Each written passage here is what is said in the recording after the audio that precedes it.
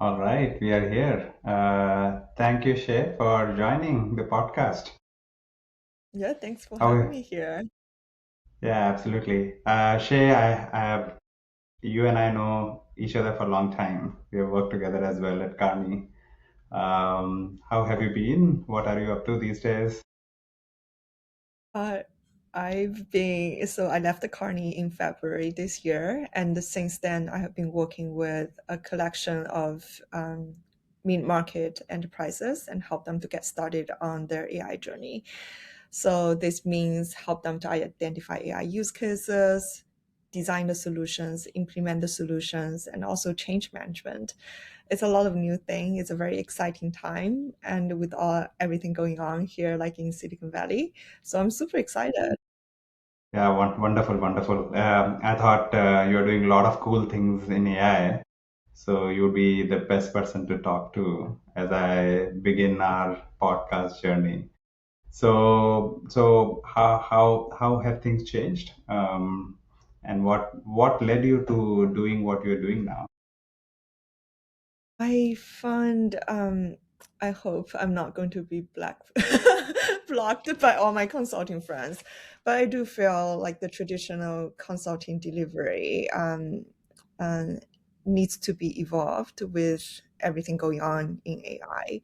And the clients are becoming more demanding, and they want really to have quick solutions and impact implemented so they see the results. And so I think that's something challenges me and to rethink what I've been doing in the past 12 years. Um, yeah, I took that as a challenge, as a learning process. I'm not from a technology background, so this is everything here I'm doing is new. However, I do know a lot of the clients' pain points, what they are looking for, and to me, this is a business problem instead of a technology problem, and Mm-hmm. rewrite a lot of the process that clients has been doing in the past decades or Mm-hmm. 100 years. Yeah, we're helping them to rethink outside of the box by using the technology. So it's a very a new topic for me. I'm learning every day, and Mm-hmm. the technology is evolving, and you see all the news. Every day there will be something new. So yeah, Right. it's a super exciting time. Yeah, must be exciting for you. Yeah, talking about pain points. So what are you seeing? Talking to clients, working for clients. What are they doing right in AI, and what are they not doing right? So currently, a lot of my clients are in the mid market. So we're talking about revenue between $300 million to about $3 billion. For a lot of those organizations, they are super lean, and they have very limited resources, talent, capacity, and Mm-hmm. um, and also access to a lot of the technology. So I find in terms of segmentation, they want to change, but then they need a little bit extra help. So that's what I've been focusing on. So a lot of the mid-market enterprise clients, um, of course, when they hear the word of AI, they feel Mm-hmm. very nervous because Yeah. they are afraid that this would be something that require a lot of capital, a lot Mm-hmm. of human capital as well, and to implement and to change, like their implementation of any of the previous enterprise Mm-hmm. ERP systems.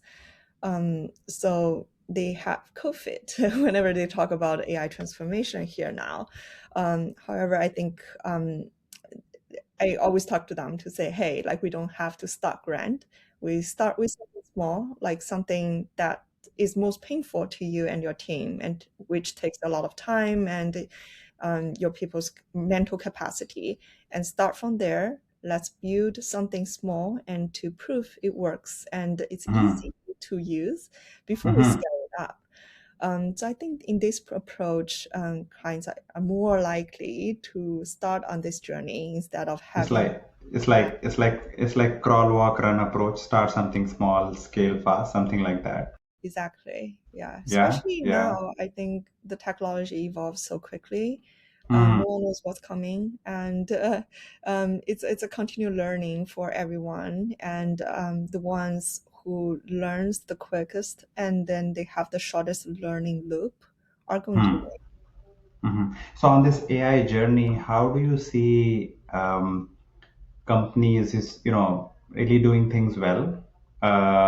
Meaning, uh, it's a journey for everyone, but somebody is fast, somebody is laggard, right? So do you see any archetype, like if everybody has to be on this journey, how can somebody be fast adopter to transform their organizations or transform their business workflows? What should they do? What advice would you have for companies who are looking to adopt the AI journey but fearful of, for all the reasons you mentioned? You're absolutely spot on. Like the technology is the same. Everyone has the same access, and you pay $200 and you get the cloud premium version, and everyone has the same model. Yeah. The behavior, I think, is really something separate the leaders from the laggers. Mm-hmm. And a lot of those playbooks are out there and it's for free. However, I find this is the most difficult thing to change. I think it's more about a mental game. The ones who really adopt fast are the ones who are willing to try and who are willing to learn. Um, Mm-hmm. I really like the phase that you celebrate success as well as successful failures. Um, Mm-hmm. you don't know what's coming. However, as long as you start Sure. doing it, have the feedback loop, and you're going Mm-hmm. to learn something from the process and take Mm-hmm. the things and scale it or start another AI use case.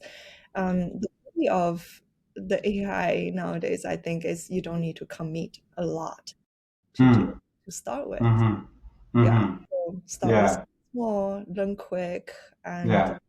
repeat on the process. Right. But do something, I guess. Exactly. Yeah. I think the risk now is not Yeah. doing Not it, doing. is Yeah. waiting. Yeah. Yeah. The Yeah. more Yeah. you wait, the the the gap between the lagger and the leaders are going to compound.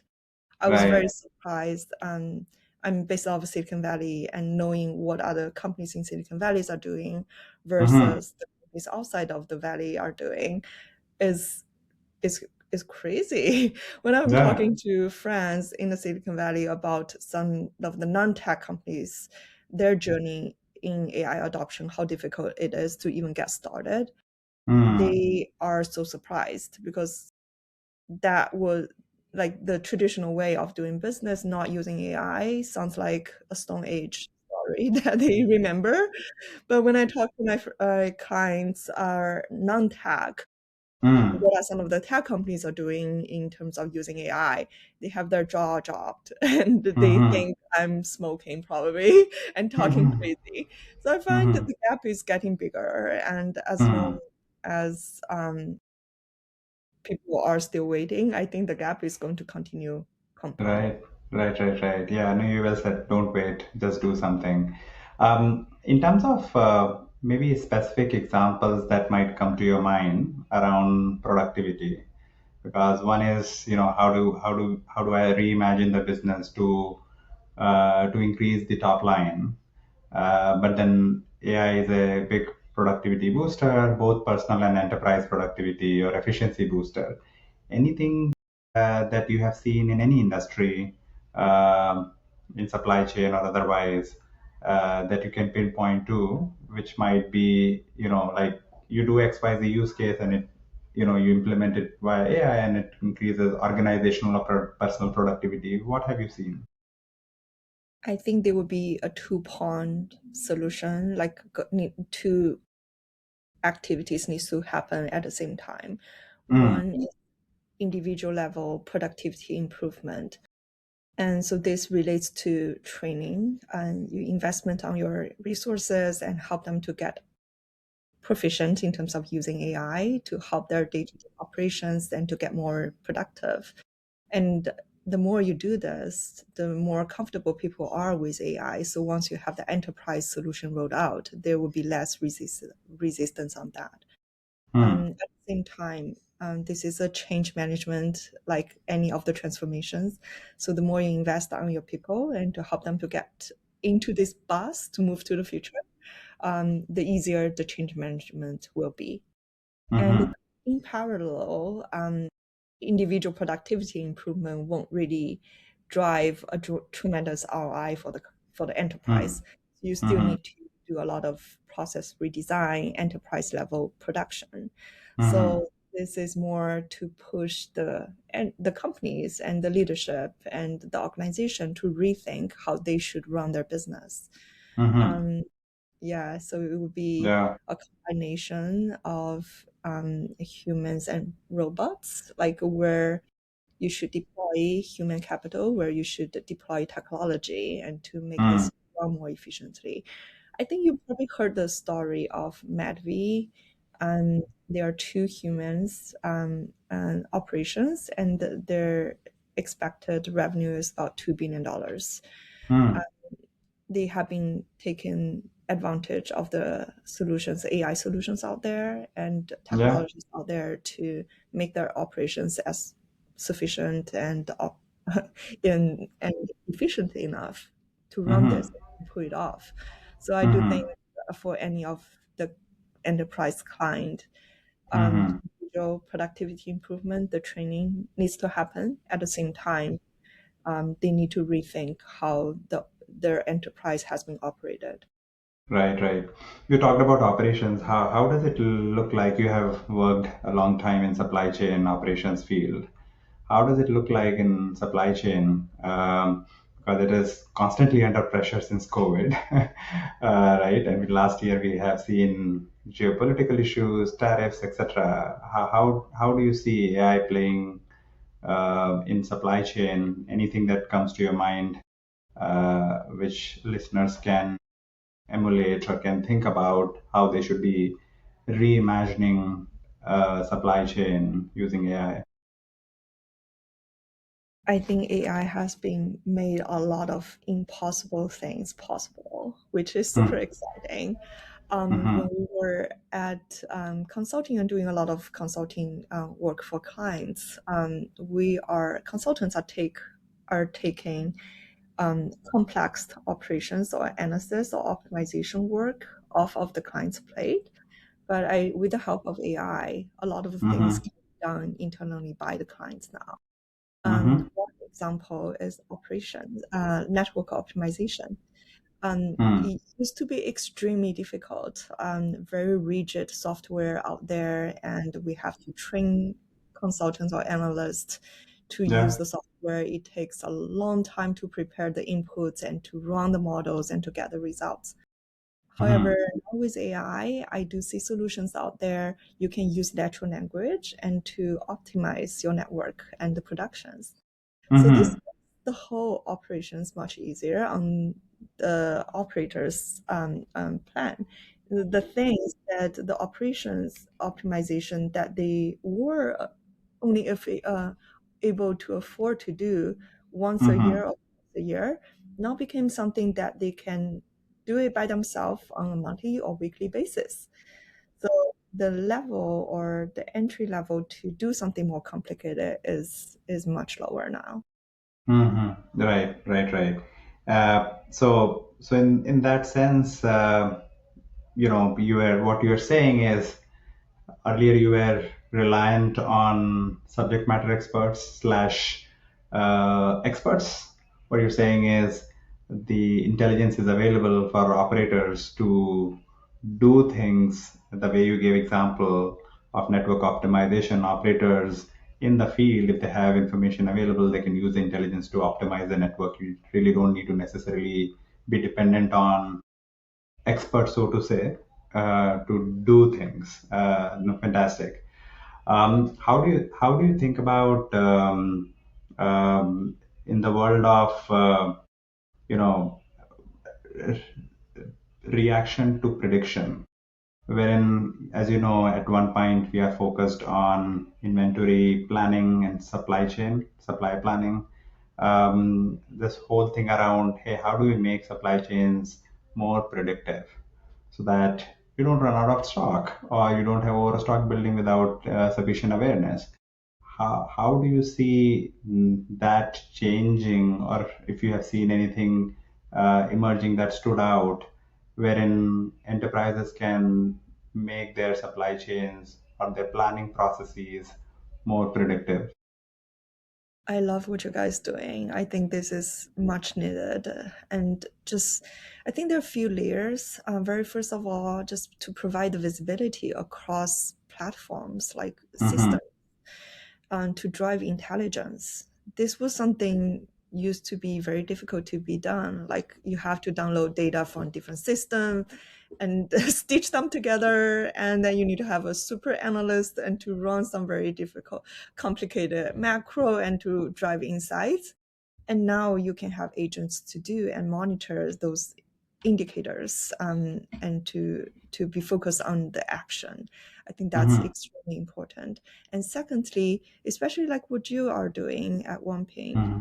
Hmm. you're taking into consideration of internal and external data and to make predictive and to make the to make intelligence out of the data. It used to be extremely difficult. Yeah, Human has their mental capacity limitations, and we can only focus on so much. But with yeah, support of the tools like what you're building, are able to make predictions or yeah, considerations with more factors than what we mm, used to. I think that's yeah, extremely valuable. yeah. I always joke with people when people ask me who is your competition, I say Excel and Google spreadsheets. uh, because that is where most of the workflows for majority of the mid-size brands have, and even larger companies have their demand planning, supply planning processes uh, in Excel. And you can only, as a human, you can only process so much. So the next frontier is all about automation, and ultimately we are looking at the world wherein most of the software as we know today is human in the loop software, right? For majority of the decisions we are looking at autonomous world wherein softwares will make majority of decisions and humans would be needed on exceptional items only. So we have still room to grow, but that is where the real productivity gain would happen, wherein we can eliminate some of the grunt work that happens in Excel and Google Sheets and give it to agents to do the work for us. So yeah, go ahead. And how do you see clients get on this journey together with you? Where is a good starting point? And before they build the full trust on an AI platform like what you're building, what are some of the steps that you recommend them to take to Yeah. continue building this confidence? Yeah, I think two things. One is getting data right. AI is limited by the data quality you have. So never in the past we have focused so much on getting the data right, whether it is in WMS systems or ERP systems or sales systems. Getting that right is important, right? Or recognizing that that needs to be right, but it can get right over a period of time. Second thing, the way we approach is to really do quick proof of concepts with clients to see, is there a tangible value, is there a tangible business outcome, whether it is improvement in forecast accuracy or reduction in out of stock ratios, etc. Doing that proof of concept, because that really shows you the power of AI or power of doing things differently than what organizations have been used to, and then you can plan the next steps. So that's how we approach, um, in terms of moving on to this journey. And then these days, because of API connections, compute available on the demand, intelligence available, but of course you have to stitch all of this together. That should make sense for you. If you're a fashion client, style, size, color would be very important. If you have carrying a lot of perishable goods, then perishability becomes very important. So you have to enrich the intelligence with the domain that you are operating in. That is what we are building in OnePoint.ai. But those will be the basic steps for moving towards a full-fledged implementation. But the word that you used earlier, change management, because it's a change management exercise. You are used to doing uh, worked manually with a team of 10 planners, managing 100 Excels to move to a software. It becomes a change management exercise, user adoption exercise. And then ultimately you'd have to look at the post implementation. Once clients adopt one point, do I really see change in the business outcome or improvement in business outcome? So that measurement becomes very important as well. But yeah, those are some of the things that we work with clients to ultimately get to. And a question on behalf of my clients who might be interested in this. In order for them to get started on using solutions like what you guys are developing, do they need a lot of capital investment in this? Does it require a long onboarding time? Does it require a lot of resource dedication and to get used to the new process? Uh, Not, I would say you require sufficient human capital involvement, especially from people who are sponsoring the project and people who are going to be the actual users. Because ultimately, you're moving from manual processes to more automated process. You are looking at fragmented data to more unified data. So you need that, but not a lot of capital upfront deployment of any sort per se. We make it fairly easier as well for clients to get onboarded. So you can get onboarded within 2 to 4 weeks time, start using the application, and we, depending on the needs of the client, we co-develop as well. So onboarding doesn't become a major challenge per se. Of course, there'll be integrations involved as well. For example, we are natively integrated with, say, Shopify and NetSuite, which is used by a lot of mid-market brands. But if there are, specific integrations work to be done so that data can be ingested into the system, that would be additional work. But those days of long implementation, upfront capital cost, all of that is probably talk of the past. Yes. Yeah, I love Yeah, that. I think yeah, that's the beauty of the current AI yeah, solutions. Normally, the clients can see a result yeah, very quickly, and it doesn't take a village to implement as well. yeah. That's right. That's right. That's right. And since talking about tools, we talked about one point. What are you seeing? You work with a few startups as well. What are you seeing? What good looks like in a tool? Sometimes you have this. The tool was great, or the solution was great in the demo, but is not as good in implementation. How are you seeing good AI tools versus not as good of AI tools? I do see a lot of the development of solutions, especially in Silicon Valley, are dominated by people with technology background, not necessarily with people who had the functional knowledge, who has went through the pain day in and day out. So, in that sense, some of the operational challenge and the actual challenge will happen after implementation might not be fully fleshed out when they develop the tool. This is the biggest challenge that I see here. Like exactly like you said, without a clean, nice data and to start working with, this tool won't shine. Um, so how to help the client to get there and how to figure out an alternative solutions to work around it would be very important because I do see a lot of fancy, pretty demos. Looks very futuristic. However, in reality, it won't run because some of the basics are not there. Hmm. And what we also see and we realized, there are so many custom processes or the way businesses are built. And the whole point of building a business is, you have to be different. If you follow the same playbook or same strategy as compared to others, then you are just me too. So there are a lot of like, inbuilt nuances that companies have. How do you quickly adapt to that? or you have a path for them to adopt your processes. I think that is where the maximum gap lies.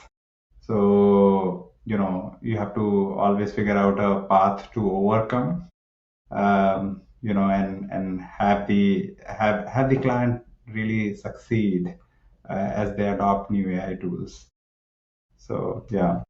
I I do have multiple conversations with clients' CPOs, and a lot Mm-hmm. of the feedback that I got nowadays is when they evaluate enterprise buy, they might not really go with the one with the biggest logo, the best brand name. They're now more focused on customization of the tools. Mm-hmm. Is this service provider willing to customize to my need?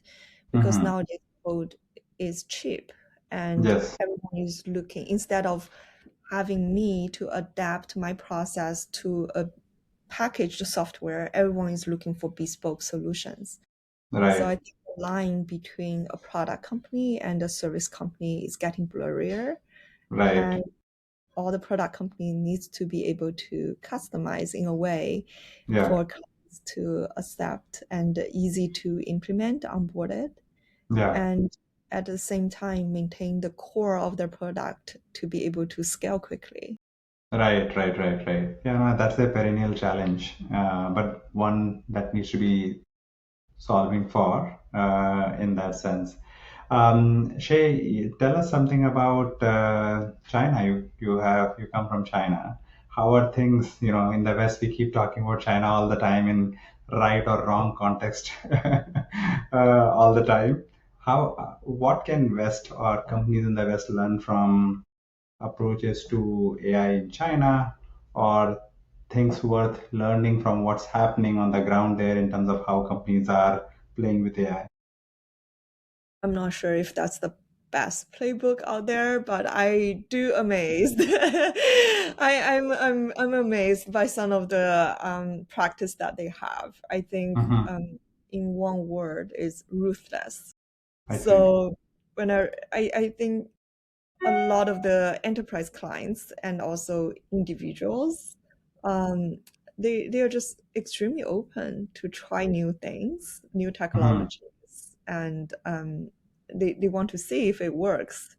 And for them, they even like at an enterprise level, they quickly try the tool and the technology. If it doesn't work, they move on. Hmm. I think that kind of spirit of being adventurous and curious Hmm. about a Hmm. new technology, a new tool is great. Hmm. Yeah, Hmm. we help Hmm. them to see what works for them, what doesn't. Hmm. Yeah, yeah, no, makes sense. Yeah, you always have new AI thing coming out from China all the time.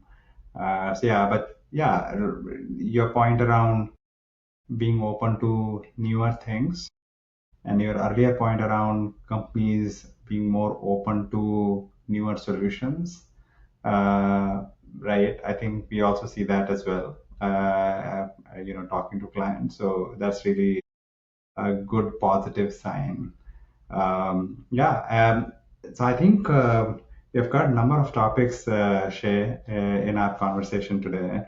Any advice you would have for um, you know companies who are venturing into AI, people who want to become builders again, and who would want to probably be part of AI wave? What would you say to them? Um, I think we're writing a check for future generation, and we don't know how much they're going to cash it, how they're going to cash it. And a lot of us are also making decisions that we're not 100% comfortable with as well. Mm-hmm. Mm-hmm. Um, it's something that we need to figure out together, and like as human. Mm-hmm. Yeah, and I don't think anyone knows the answer. If the decision is to not doing anything, Mm-hmm. I think we'll be run over by the bus to the future for sure. Mm-hmm. um, yeah, and we need to be extremely optimistic about what the possibility the technology is bringing us. At the same time, I also want to be cautiously optimistic as well. We need Hmm. to see the limitation and also focus on what humans can do the best. There are still things that we can't be replaced by technology, like the relationship we're building. There is no way the bot is going to take over the trust that we have on each other.